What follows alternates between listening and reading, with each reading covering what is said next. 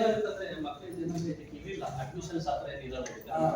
ಯಾರನ್ನ ಕರ್ಕೊಂಡು ಅದನ್ನ ಇನ್ಕ್ರೀಸ್ ಆಗುತ್ತೆ, ಇನ್ಕ್ರೀಸ್ ಅಂತ ಆಗಲ್ಲ, ಇನ್ಕ್ರೀಸ್ ಆಗ್ತದೆ. ಏನಂದ್ರೆ ಅವ್ರಿಗೆ ಕಲಿಕೆ ಬಗ್ಗೆ ಜ್ಞಾನ ಬರಲಿ ಅಂತ ಅಷ್ಟೇ. ಇದು ಬೇಸಿಕ್ ಫಸ್ಟ್ ಫೌಂಡೇಶನ್ ಇದು. ಮಕ್ಕಳಿಗಾಗಿ ಟೇಬಲು, ತಮ್ಮ ಶಿಕ್ಷಕರಿಗೆ ಟೇಬಲು ಪ್ಲಸ್ ಚೇರ್ ಮತ್ತು ಕಬೋರ್ಡು ಎಲ್ಲ ಕೊಡ್ತಾ ಇದ್ದಾರೆ. ಭಾಳ ಒಳ್ಳೆಯ ಉತ್ತಮ ಕೆಲಸ ಮಾಡ್ತಾ ಇದ್ದಾರೆ. ಇದು ಸಾರ್ವಜನಿಕವಾಗಿ ಒಳ್ಳೆಯ ಕೆಲಸ ಅಂತ ನಾನು ಭಾವಿಸ್ತೇನೆ. ಇಂಥ ಕೆಲಸ ಇನ್ನೂ ಮುಂದುವರಿಬೇಕು ಅಂತ ನಾನು ಕೇಳ್ಕೊತೀನಿ. ಪ್ರೈವೇಟ್ ಕಂಪ್ನಿಯವರು ತುಂಬ ಕಾಂಟ್ರಿಬ್ಯೂಟ್ ಮಾಡಿದ್ದಾರೆ. ಮೊನ್ನೆ ಗೌರ್ಮೆಂಟ್ ಸ್ಕೂಲ್ಗೆ ಚೇರು, ಟೇಬಲ್ಸು, ಬುಕ್ಕು, ಪೆನ್ಸು ಎಲ್ಲ ಕೊಟ್ಟಿದ್ದಾರೆ. ಇವತ್ತು ಅಂಗನವಾಡಿಗೆ ಮತ್ತೆ ಚೇರ್ಸು, ಅದಕ್ಕೆ ಬೇಕಾಗಿರೋಂಥ ಸಾಮಗ್ರಿಗಳು, ಆಟ ಸಾಮಾನುಗಳು, ಅದು ಇದು ಎಲ್ಲ ಕಾಂಟ್ರಿಬ್ಯೂಟ್ ಮಾಡಿದ್ದಾರೆ. ನಮ್ಮೆಲ್ಲರ ಪರವಾಗಿ, ಜಕ್ಕೂರು ಜನಗಳ ಪರವಾಗಿ ಕೋಮಸ್ತು ಪ್ರೈವೇಟ್ ಲಿಮಿಟೆಡ್ಗೆ ದೊಡ್ಡ ಧನ್ಯವಾದಗಳು. ನಿಮ್ಮ ಹೆಸರು? ನವೀನ್ ಅಂತ. ಈ ಸಂದರ್ಭದಲ್ಲಿ ಏನು ಹೇಳಿ ಇಷ್ಟಪಡ್ತೀನಿ ಅಂತಂದರೆ, ಈಗಿನ ಪರಿಸ್ಥಿತಿಯಲ್ಲಿ ಅಂಗನವಾಡಿ ಮುಚ್ಚುವಂಥ ಪರಿಸ್ಥಿತಿಯಲ್ಲಿ ನಮ್ಮೂರಿಗೆ ಬಂದು ಕುಮಸ್ಸವರು ಈ ಥರ ಎಲ್ಲ ಎಕ್ವಿಪ್ಮೆಂಟ್ ಎಲ್ಲ ಕೊಟ್ಟು ತುಂಬ ಉಪಕಾರ ಮಾಡ್ತಾ ಇದ್ದಾರೆ ಅಂತ ಹೇಳ್ಬೋದು. ಹಾಗೇ ಮೊನ್ನೆ ನಮ್ಮ ಶಾಲೆಯಲ್ಲೂ ಸಹ ಸುಮಾರು ಉಪಕರಣಗಳನ್ನು ಕೊಟ್ಟಿದ್ದಾರೆ. ಮುಂದೇನೂ ಅದೇ ರೀತಿ ಮಾಡ್ತಾರೆ ಅಂತ ನಮಗೆ ನಂಬಿಕೆ ಇದೆ. ಅದೇ ರೀತಿ ಅವ್ರಿಗೂ ಧನ್ಯವಾದಗಳನ್ನ ಹೇಳಕ್ಕೆ ಇಷ್ಟಪಡ್ತೀನಿ. ನಿಮ್ಮ ಹೆಸರು? ಅಶೋಕ್ ಅಂತ.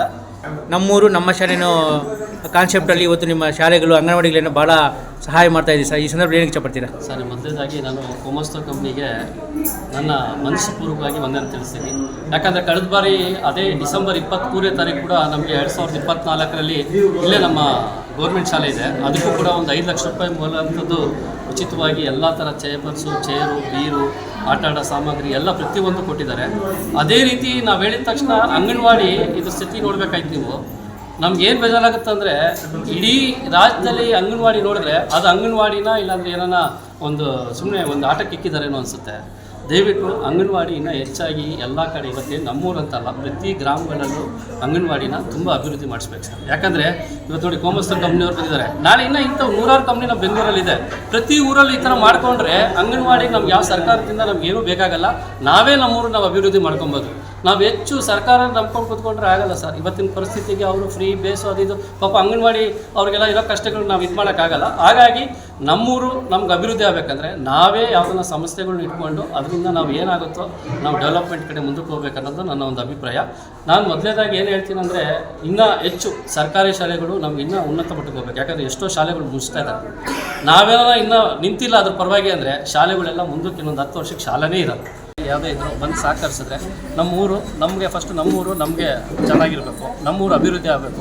ಯಾಕಂದರೆ ನಮಗೆ ಹಿಂದಿನ ಕಾಲದಿಂದ ನಮ್ಮೂರಲ್ಲಿ ಜಯರಾಮಣ್ಣ ಸಾಕೋರು ಅವರು ಅದನ್ನೇ ಆಸೆ ಪಡ್ತಾಯಿದ್ರು. ಫಸ್ಟು ನಮ್ಮ ಗ್ರಾಮ ಚೆನ್ನಾಗಿದ್ದರೆ ಬೇರೆ ಎಲ್ಲ ಕಡೆ ಚೆನ್ನಾಗಿರ್ತದೆ. ಹಾಗಾಗಿ ನಮ್ಮದು ಅಷ್ಟೇ, ನಮ್ಮ ಗ್ರಾಮ ಎಷ್ಟು ಚೆನ್ನಾಗಿರ್ತದೋ ಮುಂದಿನ ಊರು ಅದೇ ಥರ ಆಗಲಿ, ಇಡೀ ವಾರ್ಡಾಗಲಿ, ಕ್ಷೇತ್ರ ಆಗಲಿ, ಇಡೀ ಬೆಂಗಳೂರೇ ಆಗಲಿ, ಇಲ್ಲ ಕರ್ನಾಟಕನೇ ಆಗಲಿ, ಅದು ನಮ್ಮ ಆಸೆ.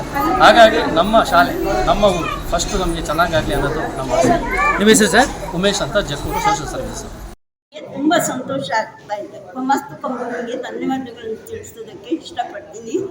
ಈ ಥರ ಅಂಗನವಾಡಿ ಎಲ್ಲೂ ಇಲ್ಲ ಬೆಂಗಳೂರಲ್ಲಿ.